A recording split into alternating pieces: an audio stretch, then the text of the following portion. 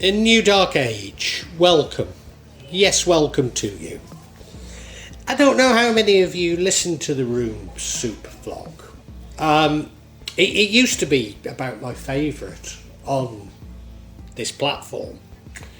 But I no longer find it quite as interesting as it once was. However, I've just listened to James Bridle on it, and that's what got me thinking to make this vlog. Now, I must say that the reason why I used to love it, and to a certain degree still do, the presenter or, the creator, Gordon White, I think he's one of the most interesting and certainly intellectual magicians around. I mean, a real deep thinker.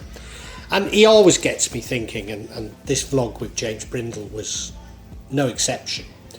And now the vlog is more about James's latest book, which is about his retreat to a Greek island during a health crisis, almost exactly paralleling how I moved to the mountains of Java. But what sparked my interest was that previously James had written a book called New Dark Age, Technology and the End of the Future.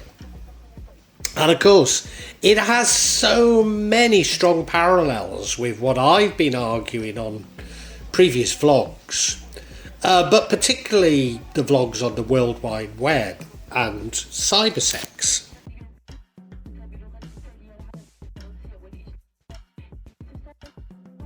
The New Dark Age. Well, like me, James is British. Although he comes from London rather than the Celtic fringes of the harrowed north as I do. Furthermore, he's a fair bit younger than I.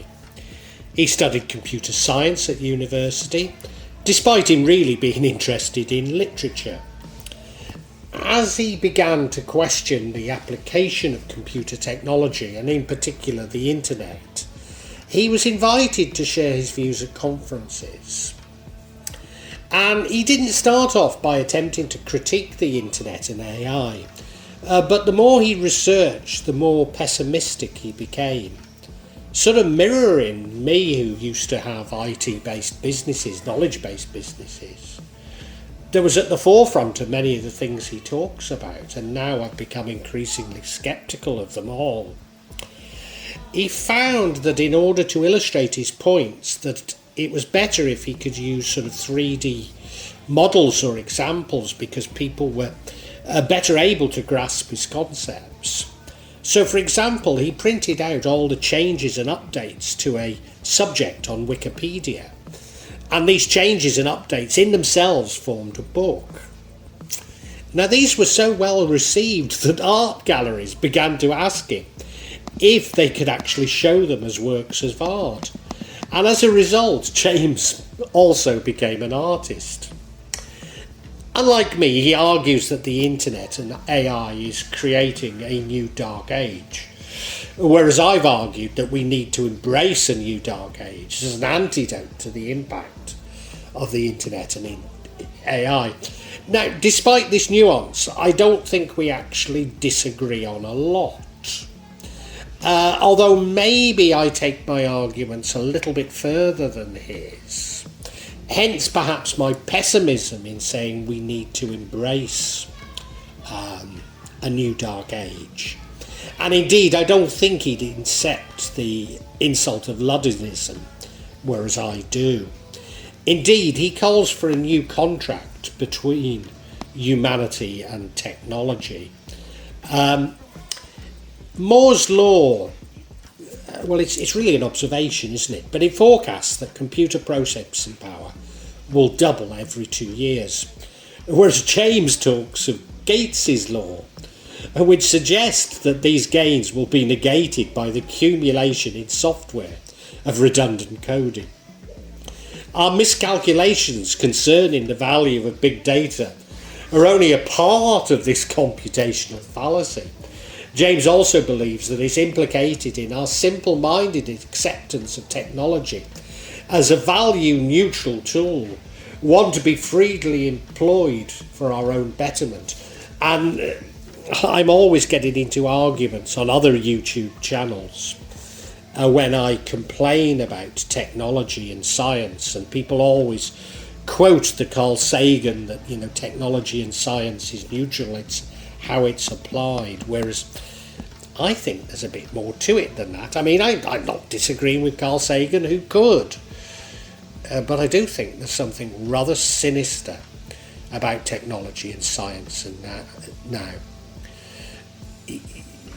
He argues that in failing to adequately understand these emergent technologies, we are in fact opening ourselves up to a new dark age, which is the dark age that I'm saying I embrace. A humorous illustration is the result of GPS. We're no longer able to read maps, and James talks about Japanese tourists walking into the sea looking at their GPS. I mean, certainly I guess we've all come across people who find themselves on cart tracks leading to nowhere. And such is the blind faith, but it's also more sinister. The heat generated by the internet is itself a strong factor in global warming. Power data centres accounted for 2% of global emissions in 2015, which is about the same carbon footprint as commercial aviation. So, we're being told that we have to restrict our long-haul flights, but increase our use of 5G and, more and more use of data. Cryptocurrencies and blockchain software, and you should listen to my vlog on NFTs, require the same amount of energy as 9 American homes per day just to complete a single transaction. A blockchain will use up the same amount of electricity as the entire United States by the end of 2019. Whilst clean air turbulence, which is CO2 in the atmosphere, may well ground a lot of commercial aviations by the middle of the century.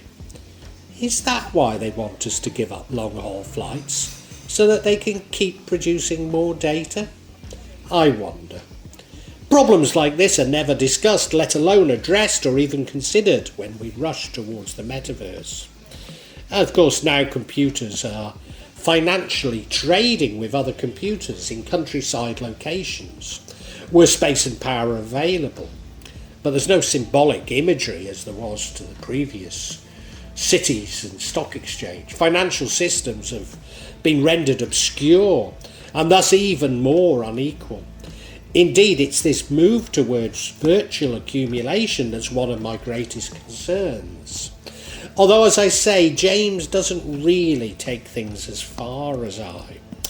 As the world around us increases in technological complexity, our understanding of it diminishes. Underlying this trend is the single idea, the belief that our existence is understandable through computation, and that more data is enough to help us build a better world. In reality, we're lost in a sea of information, increasingly divided by fundamentalism, simplist narratives, sea theories, and post-factual politics. Meanwhile, those in power use our lack of understanding to further their own interests. Despite the apparent accessibility of information, we're already living in a new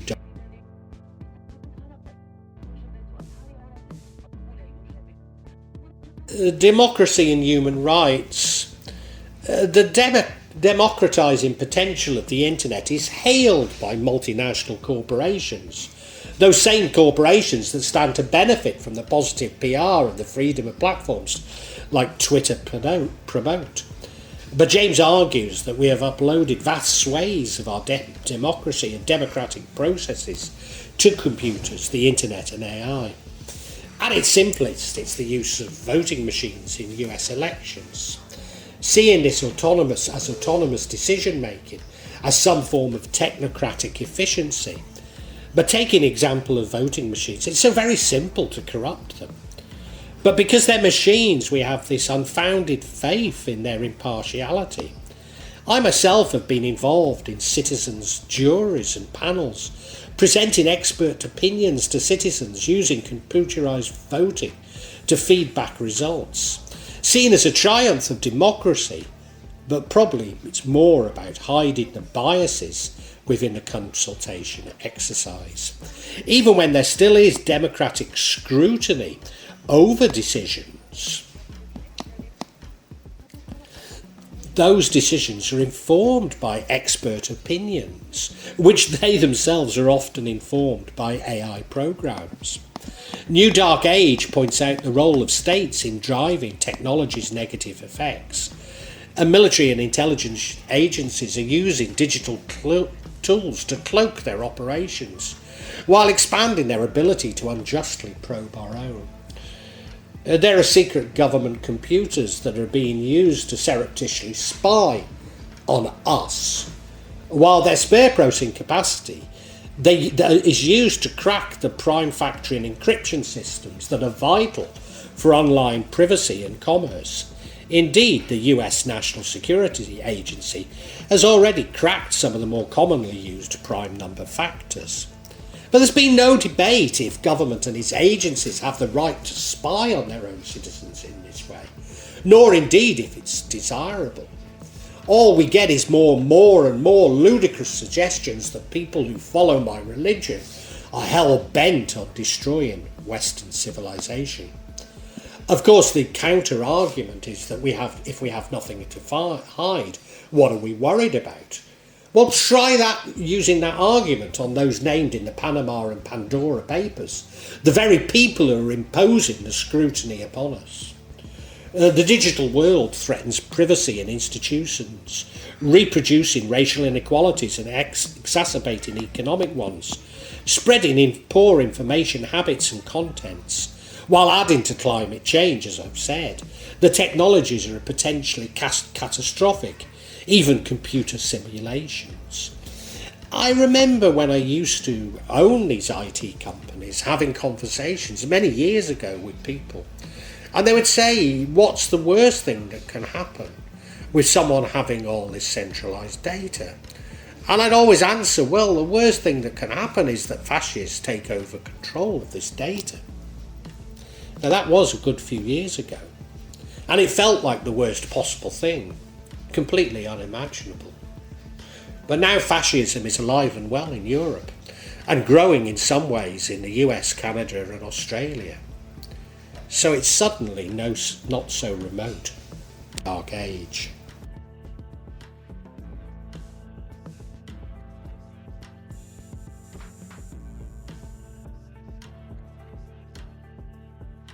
Intelligence. I remember as a young man working in the United States as a consultant to small and medium-sized enterprise. Once I'd shown that I was capable of performing all the rudimentary tasks manually, I was given this suitcase. I think it was manufactured by Hewlett-Packard. It had a small printout on it, a bit like a cash register. It was, in fact, I suppose, an early and somewhat, and I say somewhat, portable computer. A black box which automated that which I had previously done by hand. Business owners would hover over the printouts to see what was coming out of this mysterious black box, as though it could not be possibly wrong. But the calculation prescriptions were the same as those that I'd come up with manually, in about the same time as it took me to input the data into the machine. James describes Amazon warehouses that employ logistics techniques called chaotic storage, which manages the goods on all floors, whose organisation is not based on any order or no order that a human could grasp, not alphabetised books, homeware in a specific department, but on an algorithmic logic that makes the system incomprehensible to the employees, to the pickers. The workers themselves carry handheld devices that direct them across the facility. They're incapable of intervening with the machine's choice, incapable of seeing its logic or reason, even when they're made visible. It's a reflection of the darkness.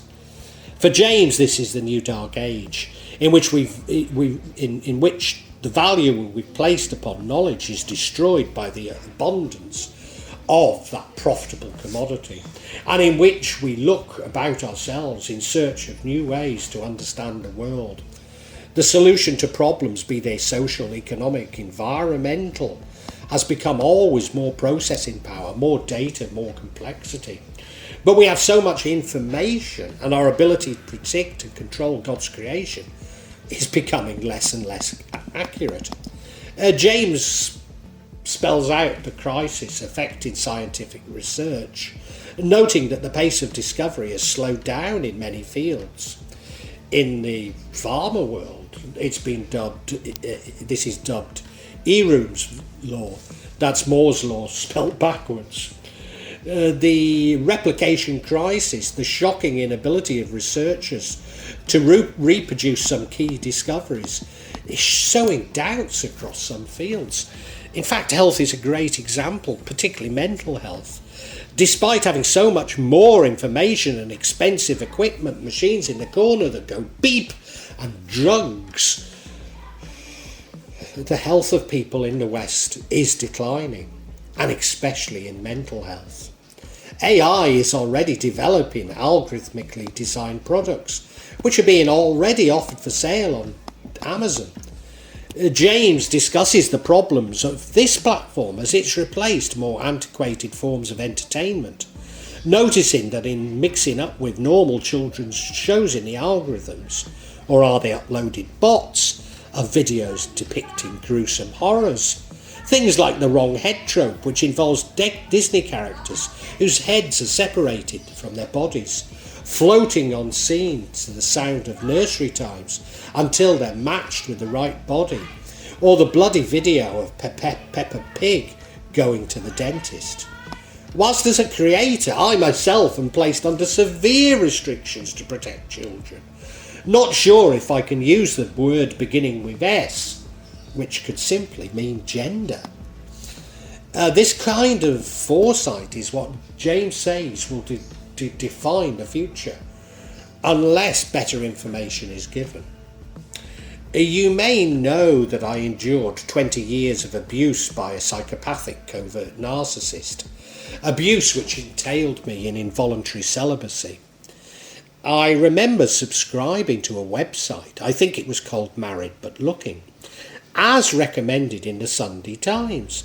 Well, James quotes Ashley Madison's hack, which exposed a dating site for married people and had tens of thousands of fake automated female accounts that interacted with men, paid subscribers who'd shell dollars to interact with, or in my case pounds, to interact with a piece of software attached to a photograph of a woman. Now this was some 20 years ago, but I quickly realised this was exactly what was happening on Married But Looking. In fairness, I did own a number of internet companies, so was wise to the potential, whereas I doubt if many of the punters were. James writes that we find ourselves today connected to vast repositories of knowledge, and yet we have not learned to think. In fact, the opposite is true.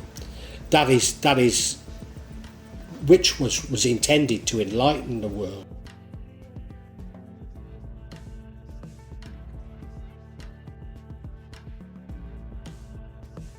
What's next? As I say, I call for a dark age, whereas James sees these developments themselves as a dark age.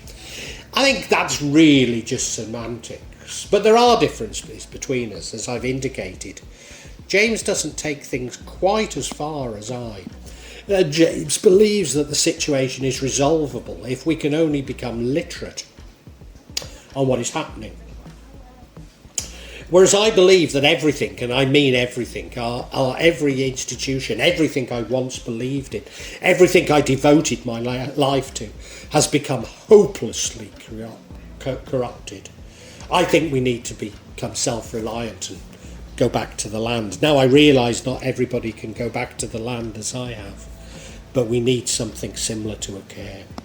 James argues, as I do, that this information overload is deliberate. Deliberate so that we cannot really see what's happening. Indeed, I've argued that there's so many sea theories that they must be being created to hide a real live sea. And of course, this is a simpler argument. I believe that we can only get close to God by understanding the simplicity of everything. Whereas this is purposely designed to make everything seem complicated and confusing. Because if we knew the true direction, we would be appalled. And as I've argued before, it all seems to be aimed at taking us further away from God, making things seem complicated, creating narcissists of us all. Indeed, AI is designed to maximise profits, and it does this by pleasing humans.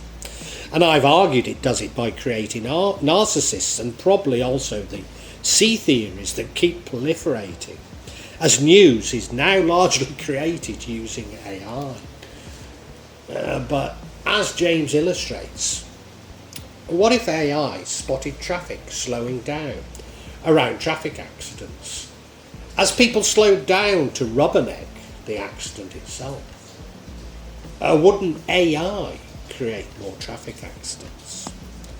My prescription is to return back to societies, a means of fulfilling our needs that we can understand and control. Go back to me as a consultant, calculating everything by hand and removing the black box. Call this a Dark Ages or Luddism, if you like, but I call it human-centred technology. Well, I really hope you've enjoyed this vlog, and that, not only got something out of it, but provoked thoughts.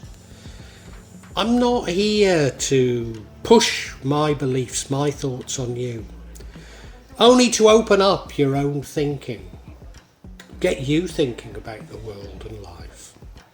When I started The Real Magic of Java, I believed that I'd only release them every month or maybe every 2 months. But now I find myself adding to this subsection once or twice a week. But please subscribe and hit the bell to get notifications for when I add new parts to this subsection. In part, the reason why I'm doing it more often is that the concept has moved from filming rituals and events that took place in Java to me also describing my beliefs and philosophy. And that does come in response to people expressing an interest in it. But of course, me actually seeing rituals and events really doesn't happen so often. What I would say to you is that there's no attempt at subterfuge on my behalf. And when I do experience rituals, I will include them for you to see. And as I say, there's no way I'm trying to mislead you. And if I believe there is subterfuge, if I uncover it, I will point it out to you. I'm trying to be as honest as I can be. Now, please make comments, please ask questions, and I'll try to be as honest and open with you as I can be. Of course, there will be some of you who disagree with me, particularly when I talk in terms of my own beliefs, my own feelings. And, you're welcome to alternative feelings, and we can agree to disagree. Sometimes I find that people on YouTube can be unnecessarily attacking and aggressive, and at times I don't restrain myself enough, and I apologise, but it's not my intention to put anybody down, I know what I talk about can be emotive, and it can be challenging to your beliefs. But, I'd love to enter an open discussion, a heartfelt discussion. But unfortunately, I often come across things that are, especially when people quote the scriptures to me, I've just no idea where it takes us, Because I'm speaking from the heart, sorry, if you want to quote the scriptures at me, do so, but it doesn't have much impact on me, I personally have no desire to impose my feelings on you, and I suppose when people try to do it to me, it washes off, All I'm trying to do is I'm trying to share my feelings with you, and I'd love an open discussion on feelings. I really would love it, you know. And sorry if I don't always react as best I should. I try and cure this in myself, but I think this is part of the sort of narcissism of social media that I talk about so much in this subsection. So look, if you've enjoyed it, I really urge you to listen to other sections on this channel, particularly the 4 audio books that I've uploaded onto this channel. Yes, they are in a novel format, they are novels, but they go into much greater depth than my thoughts and feelings. Now, what I would say to you is these are sequential, so my thoughts and feelings develop as we go through each chapter and each book. So it does begin with 1.1, the Chinese cemetery. But, you know, hey, it's up to you. Feel free to dip in as you wish, as you want. And, you know, really heartfelt thanks for listening to this. And I really want to say a great big thank you, and God bless you.